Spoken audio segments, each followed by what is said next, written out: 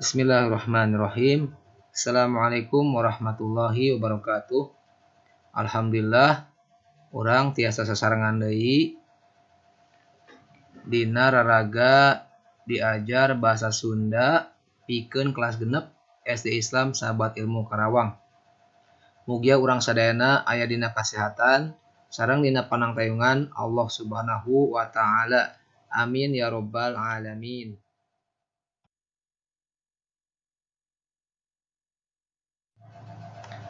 Ayeuna urang diajar ngeunaan carita pondok.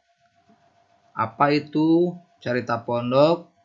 Ciri-cirinya serta unsur-unsur yang ada dalam suatu caripon atau carita pondok. Selamat menyimak dan selamat belajar.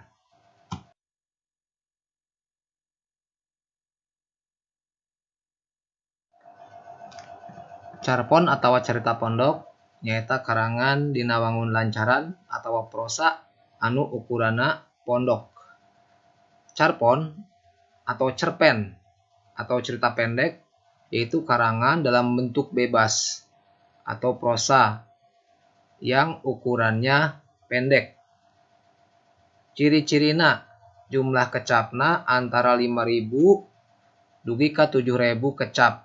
Jumlah katanya terbatas antara 5.000 sampai 7.000 kata. Tapi ini bisa lebih singkat lagi ya. Jadi untuk cerita pondok ini dia bebas, tidak terpaku kepada jumlah kata atau jumlah suku kata seperti dalam pantun atau bentuk karya sastra lainnya. Kemudian jalan caritana umumna sajalur. Jalan ceritanya biasanya satu arah.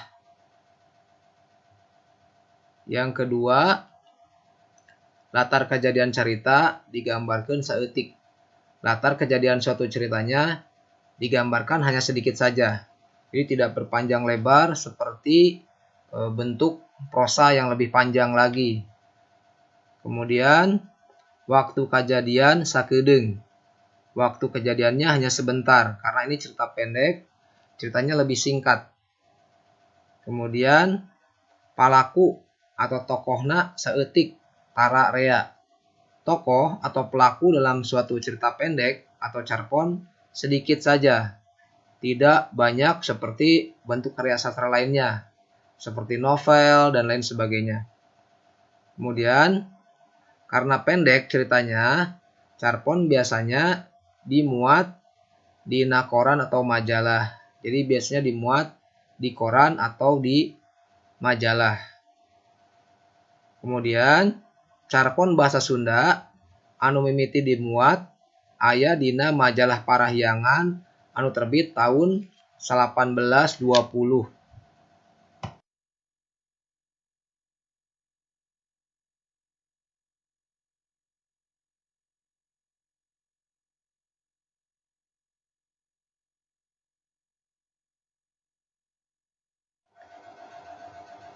Ayeuna urang titenan unsur-unsur carita.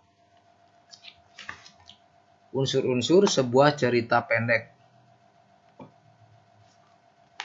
Yang pertama, tema. Nyaeta gagasan anu ditepikeun ku pangarang.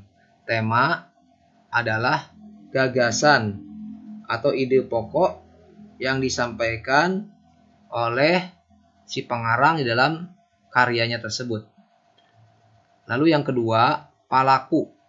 Nyaeta tokoh anu ngalalakon atawa anu dilalakonkeun dina carita.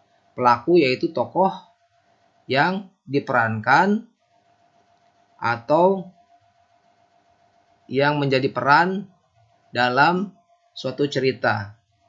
Yang ketiga adalah latar, yaitu waktu jeung tempat lumangsungna kejadian dina carita, yaitu waktu dan tempat berlangsungnya suatu cerita.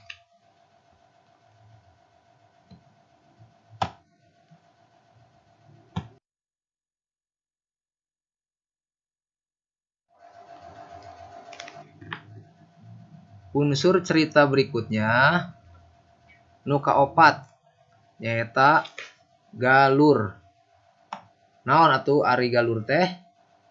Galur nyaeta jalanna carita atawa runtuyan kajadian dina carita.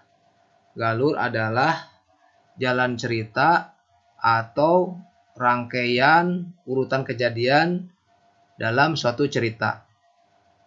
Nu kalima, perwatakan nyaeta nu ngagambarkeun karakter atawa watak tokoh dina carita. Jadi perwatakan adalah menggambarkan karakter atau watak, sikap, sifat atau kepribadian tokoh-tokoh yang ada dalam cerita tersebut. Kita bisa melihat watak atau watak dari tokoh dalam cerita itu biasanya dari dialog yang dilakukannya atau yang digambarkan dalam cerita tersebut. Yang keenam, amanat nyaeta pesan atawa nasehat anu rek ditepikeun ku pangarang lewat carita. Amanat yaitu pesan atau nasihat yang ingin disampaikan oleh si pengarang tersebut melalui karyanya. Nah, demikian saja pelajaran kita kali ini tentang pengertian carpon, kemudian ciri-ciri carpon, serta unsur-unsur yang ada dalam suatu cerita. Semoga bermanfaat, menambah ilmu kita dalam mempelajari bahasa Sunda.